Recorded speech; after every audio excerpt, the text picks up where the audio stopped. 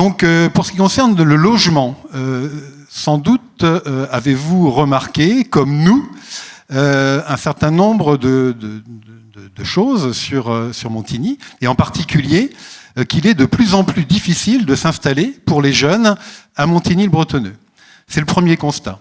Le deuxième constat, c'est que alors que les consommations d'énergie du secteur du logement et les émissions de gaz à effet de serre du secteur du logement sont les plus importantes par rapport à tous les autres secteurs, on se rend compte que le nombre de rénovations de logements à Montigny, à Saint-Quentin-en-Yvelines, peine à démarrer. Deuxième constat.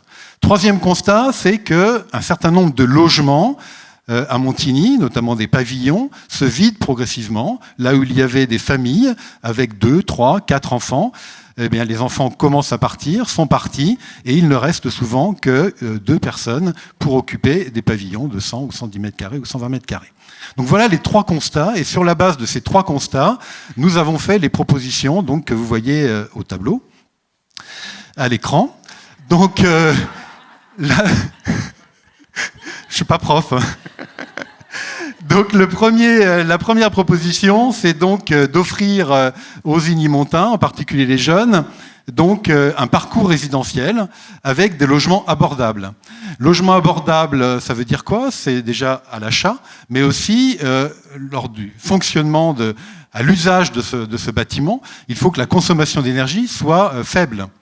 Et donc là, bien évidemment, c'est par opposition à ce qui est fait aujourd'hui par la municipalité sortante, où on peut constater que les logements qui vont sortir de terre en 2020 et 2021 autour du pôle Aznavour, dont on a déjà parlé, vont répondre à une réglementation thermique qui date de 2012, alors qu'il y a une réglementation énergétique 2020 qui est attendue pour les prochains mois ou la fin d'année.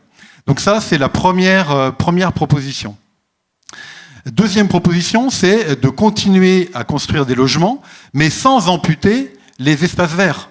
On a écouté tout à l'heure François qui nous disait que, effectivement, le parc des Pirates allait être amputé pour une histoire de parking. Donc avec nous, on n'amputera pas les espaces verts, puisqu'il y a encore des endroits où on peut construire à Montigny.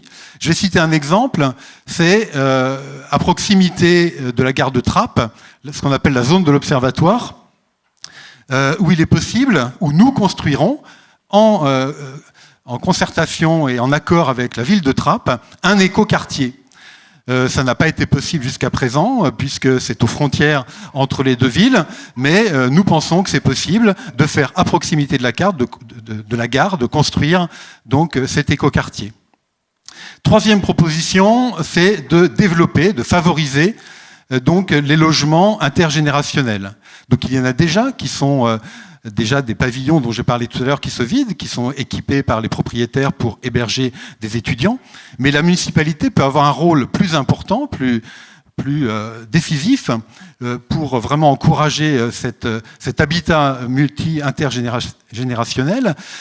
Donc en parlant de ce qui se passe ailleurs, en montrant ce qui se passe, et notamment il y a un concept intéressant qui est développé par une architecte vicinoise. Le concept s'appelle « Un toit sous mon toit ». Donc faire la promotion de ce genre de dispositif pourrait être fait par notre municipalité.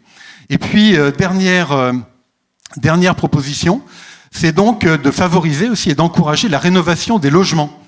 Donc on sait qu'on a un équipement très intéressant à la gare de Saint-Quentin, donc sur la ville de Montigny, qui est l'ALEC, l'Agence locale de l'énergie et du climat, qui n'est pas assez connue des Saint-Quentinois et des Igny-Montains en particulier.